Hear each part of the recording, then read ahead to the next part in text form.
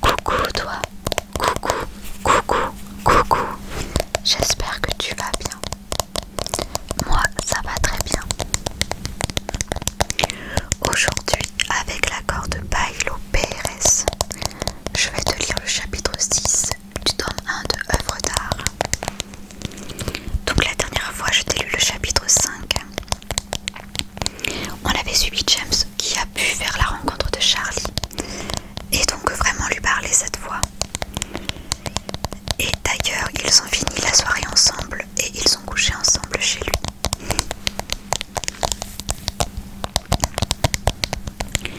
Donc maintenant, je vais te lire ce nouveau chapitre qui est divisé en plusieurs parties sur Wattpad. Donc c'est parti. Chapitre 6, chapitre 6, chapitre 6. Cette partie s'intitule L'éveil.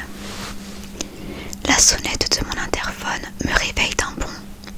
Je me retourne et regarde à côté de moi. Charlie n'est plus là. Seul un mot est posé sur l'oreiller. Encore bon anniversaire. Je souris face à son audace. L'interphone insiste plusieurs fois et je me lève en caleçon à la recherche de mes lunettes. Avant de répondre avec une voix endormie. Oui. Ouvre-moi, mec, c'est moi. C'est Simon qui revient de son escapade nocturne.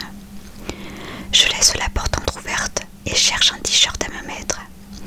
J'ai la gueule de bois, mes jambes ont du mal à supporter mon poids et j'ai une haleine à détacher du papier peint. Simon entre dans l'appartement. Oh là là, j'ai un mal de tête, tu n'imagines même pas, s'exclame-t-il. Il y a eu de l'action ou quoi hier, ajoute-t-il en retirant ses lunettes de soleil. De quoi? Ne fais pas l'innocent, c'est quoi ces griffures dans ton dos? Je me précipite devant mon miroir pour regarder l'état de mon dos. Charlie m'a agrippé si fort que mon épiderme est profondément marqué. Souvenir d'une nuit que mon corps gardera en mémoire pour le restant de la semaine au moins. C'était chaud hier soir, brûlant. Avec ta jeune femme observable mais pas touchable, ricane Simon en me regardant mettre mon t-shirt. Elle-même. Eh bien, tu es un homme de promesse. Je suis comme cet adolescent qui vient de perdre son pucelage. Je suis léger et même les vannes de Simon ne m'atteignent pas. Alors raconte, me sort-il, impatient de connaître les moindres détails. Un gentleman ne raconte pas cette partie de la soirée. Eh bien, si tu veux, je peux te raconter la mienne.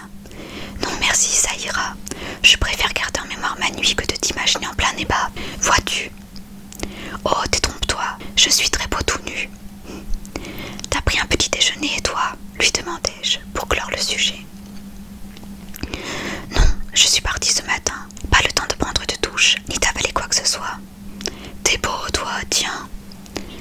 Ne change pas de conversation. Dis-moi que tu as un numéro, une adresse. Non, rien, lui réponds-je avec un air abattu. On dirait ta fameuse nuit avec Anastasia. C'est comme ça qu'elle s'appelait ta Madame Robinson. Ouais. T'as un prénom au moins? Charlie. Charlie comment? Je n'en sais rien. Quel âge? 21 ans. Il lève les sourcils avec des yeux pleins d'envie avant de rajouter. Là, je crois que tu détiens le trophée du plus vieux beau qu'il soit. La ferme, toi, je ne suis pas vieux.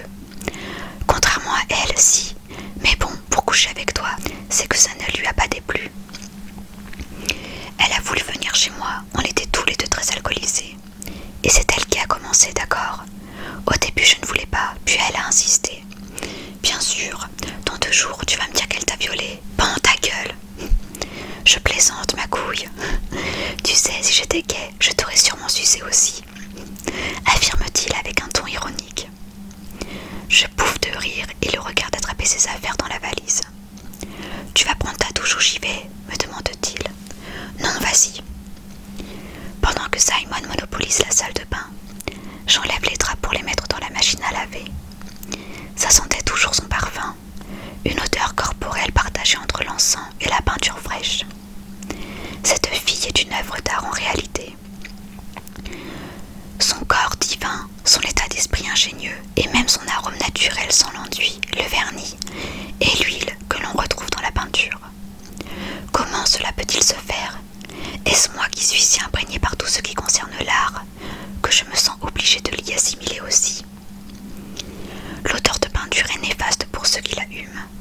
Rembrandt voyait ça comme une conception toxique de la peinture. Symboliquement, je peux présager ça comme un danger. Néanmoins, j'ai toujours aimé cette odeur.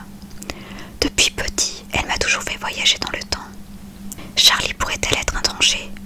Il est vrai que j'ai eu beaucoup de femmes qui m'ont séduit, mais jamais comme elle, entre insolence et poésie, sincérité et manipulation. Une énigme à résoudre. On a joué un jeu d'enfant qui nous a emmenés jusque chez moi. On s'est envoyé la balle, l'un essayant de dominer l'autre.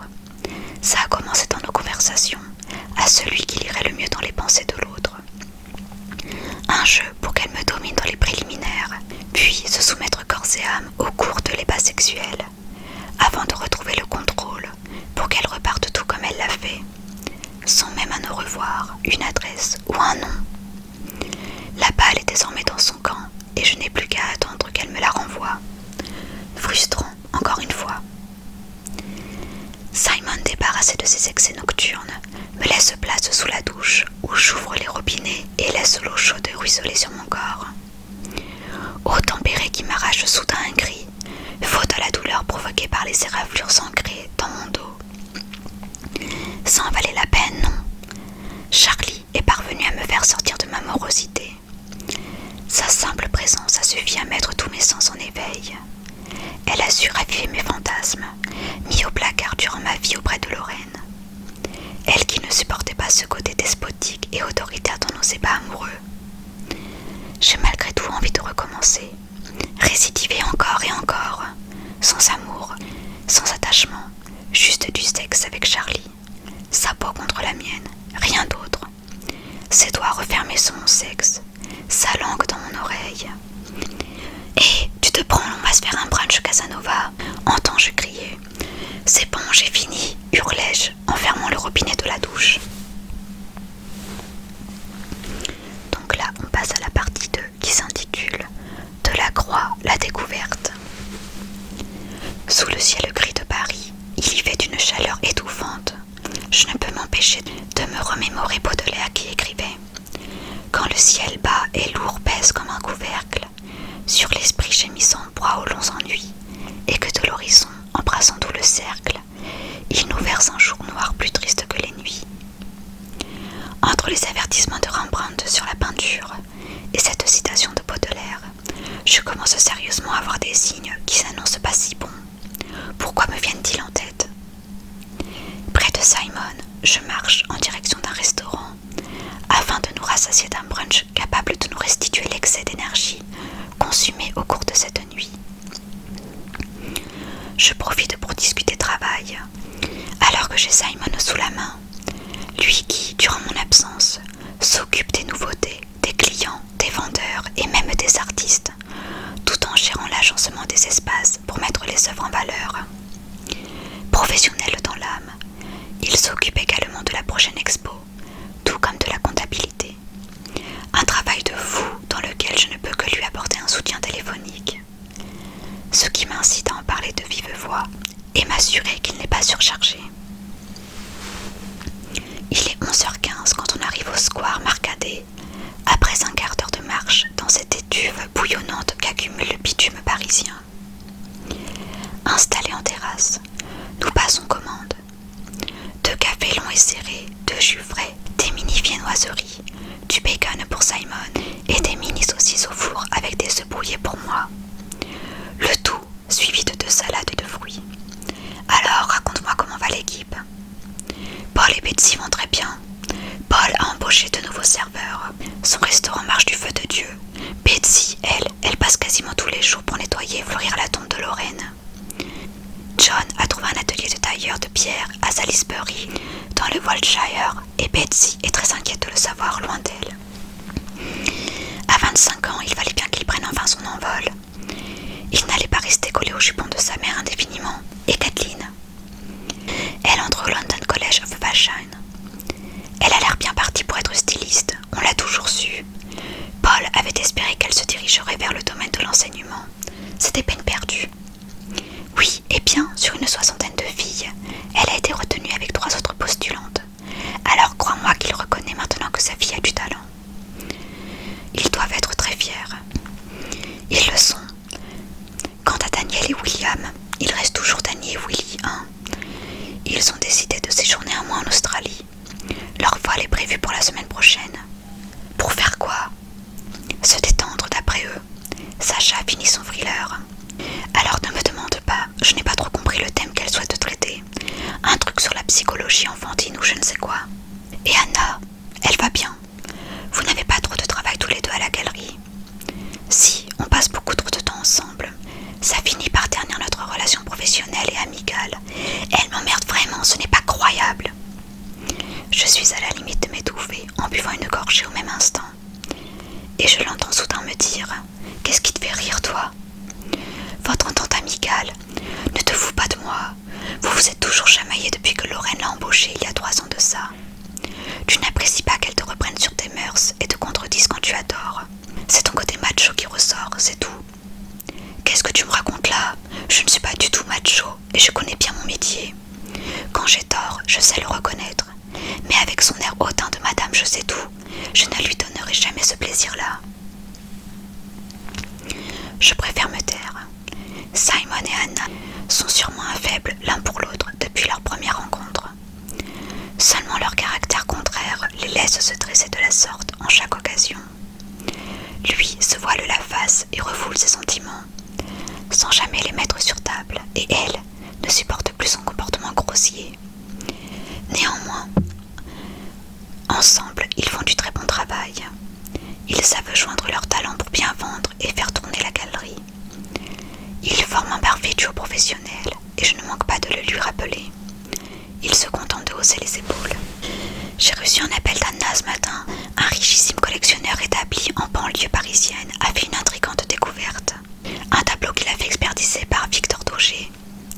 Le commissaire-priseur du nom de Pascal Durand, très reconnu dans le milieu parisien, et que j'ai eu l'occasion de rencontrer quand je suis venue à Paris il y a 2 ans, a été prévenu par l'atelier Drouot.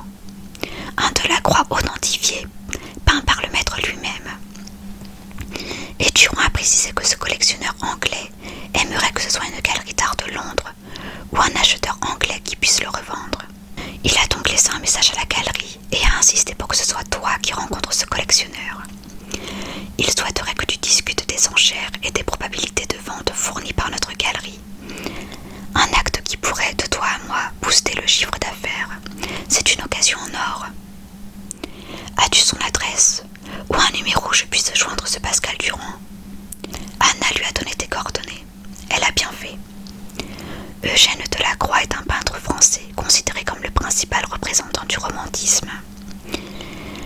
Maître peintre influencé par des artistes comme Ruben, Chirico ou Goya. Quiconque me connaît sait que je suis expert de l'art de la Renaissance à l'impressionnisme. Par contre, je ne suis jamais enchantée de discuter des ventes avec des commissaires-priseurs. Généralement, ils ont un but d'eux-mêmes. Officier ministériel habilité à programmer et diriger des ventes judiciaires. Un statut qui leur confère un pouvoir à travers lequel ils pensent avoir le monopole du marché de l'art.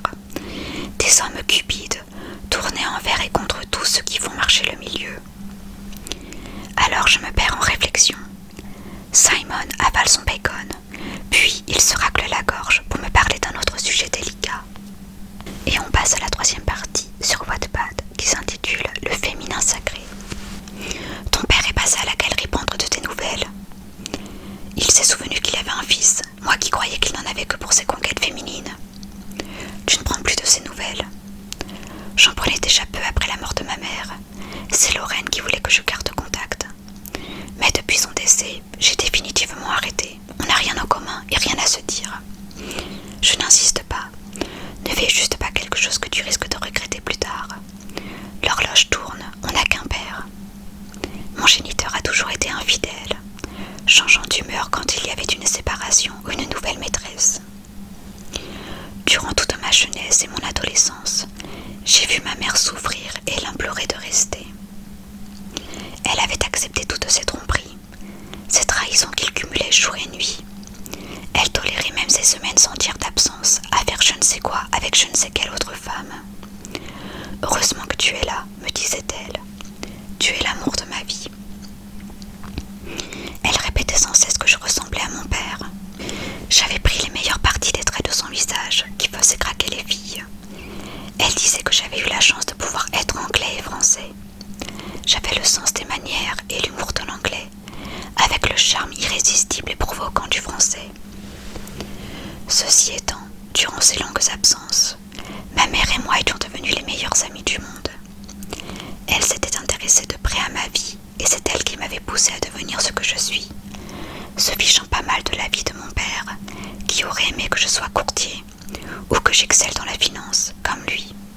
Malgré l'amour aveugle qu'elle portait à mon père, c'était une femme consciente de sa véritable situation. Une épouse déterminée, prête à remuer ciel et terre pour que notre union familiale marche. Elle avait de l'amour à revendre, et c'est grâce à elle que je n'ai pas tellement ressenti le manque paternel. Intelligente et cultivée, elle m'a appris quelques bases d'histoire et de littérature anglaise. Forte et digne, elle n'a jamais rien laissé voir. Ainsi, dès le pas posé sur le seuil de notre porte pour en sortir, elle était Madame Annette Taylor, épouse de Robert Taylor, heureuse et solennelle. Elle avait aimé Lorraine, et elles étaient très proches. Ma mère m'avait dit qu'elle n'était pas étonnée de la femme que j'avais choisie, sans ajouter un mot de plus. Elle était décédée 2 ans avant la mort de Lorraine, et une première fêlure entre mon père et moi s'était faite. Très peu de temps après, il avait déjà refait sa vie. Je l'ai même soupçonné d'avoir été avec sa greluche avant que maman meure. Et quand Lorraine avait fermé les yeux, le fossé creusé entre nous était devenu infranchissable. Je ne l'ai plus rappelé et il n'a même pas essayé, jusqu'à ce qu'il vienne à la galerie demander de mes nouvelles. Changeons de sujet, je t'ai laissé un peu en plan hier, mais bon, tu étais en si bonne compagnie. Alors, comment est-elle cette Charlie? Époustouflante. Et je ne parle pas qu'en termes sexuels, elle me plaît, elle est rationnelle, futée, et un talent fou pour la déduction. Tu sais comme j'aime les femmes brillantes.